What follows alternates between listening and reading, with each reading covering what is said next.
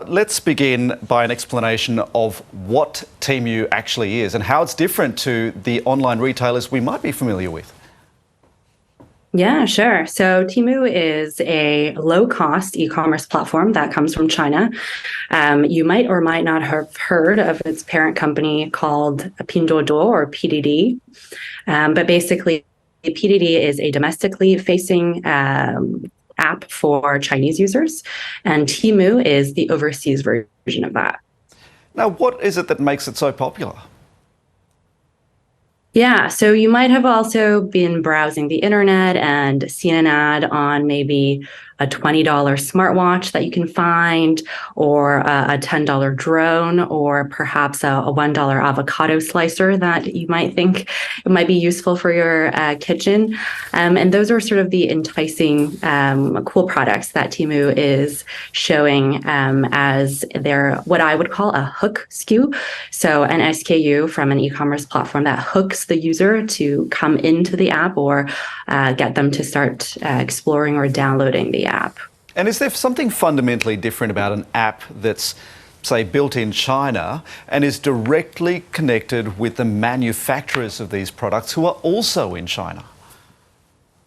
Yeah, so before I had worked at Alibaba and I witnessed the building of these type of apps from 0 to 1. And we actually had built some of these ourselves. So you might have heard AliExpress, for instance. And then after that, I had the chance of working at another company, which was a very large partner for Amazon. And so we worked with Amazon a lot. So for me, I've seen sort of both sides of this e-commerce space. I think the average user, you'll notice that if you're looking at Temu or any Chinese e-commerce app, it's very noisy. When you open it, there's a lot of banner ads, there's a lot of flash sales, there's a lot of coupons and discount codes, spin the wheel. Temu also recently started to advertise its farmland game, which is something where you can visit SKUs or visit brands, visit products. You can gain points, and then those points eventually allow you to sort of quote unquote raise your own farm or raise your own farm animals.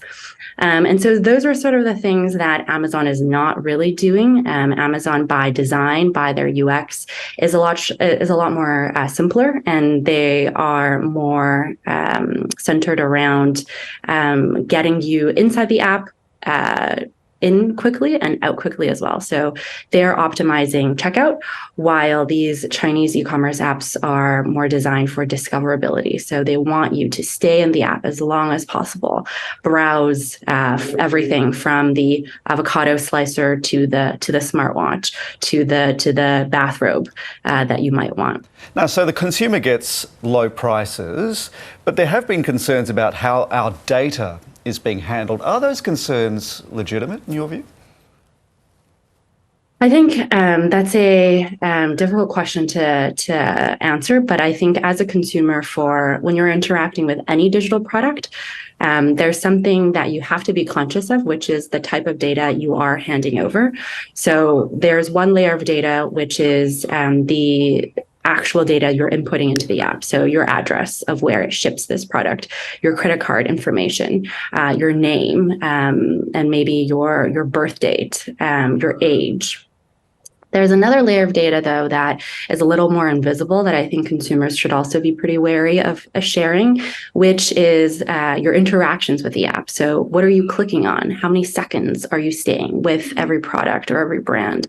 There's usually 9 photos for a product listing. Are you going through only 3 of them, or are you visiting all 9?